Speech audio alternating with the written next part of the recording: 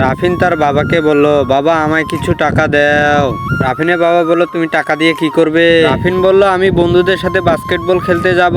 রাফিনের বাবা রাফিনকে একটি 10 টাকার নোট দেয়। রাফিন বলল, আমার 10 টাকা দিয়ে হবে না, আমাকে আরো কিছু টাকা লাগবে। রাফিনের বাবা বলল, তুমি এত টাকা দিয়ে কি করবে? রাফিন বলল, আমি বন্ধুদের সাথে পার্টি করব। রাফিনের বাবা তখন রাফিনকে আরো কিছু টাকা দেয়। রাফিন টাকা নিয়ে সেখান থেকে চলে যায়। রাফিন সাবধানে যেও। হঠাৎ করে রাফিনের বাবার মোবাইলে কন্ট্রাক্টরে কল আসে। কন্ট্রাক্টর বলে, তোমার কি কোমরে ব্যথা সেরেছে? রাফিনের বাবা বলে, জি হ্যাঁ, আমার কোমরে ব্যথা সেরেছে। কন্ট্রাক্টর বলে, তুমি আজ থেকে কাজে জয়েন করে ফেলো। আর এদিকে রাফিন তার বন্ধুর সাথে খেলার জন্য বাস্কেটবল নিয়ে যাচ্ছে।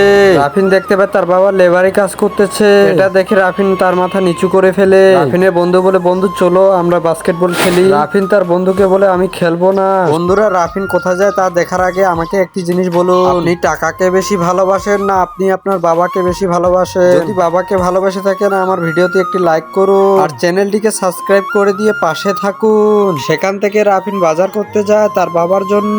এদিকে রাফিনের বাবা পাথর ওঠাতে গিয়ে আবার কোমরে চোট পায়। এদিকে রাফিনের বাবার বন্ধু বলে, তুমি এটা একা ওঠাচ্ছ কেন, আমরা দুজনে মিলে নিয়ে যাই। এইদিকে রাফিন তার বাবার জন্য খাবার রান্না করে। এইদিকে রাফিনের বাবা কাজ শেষ করে বাসায় এসে গেল। রাফিন তার বাবাকে বলল, বাবা তুমি চলে এসেছো। রাফিনের বাবা বলল, তুমি খাবারগুলো কোথায় পেয়েছো? রাফিন বলল, আমি এগুলো নিজের হাতে রান্না করেছি।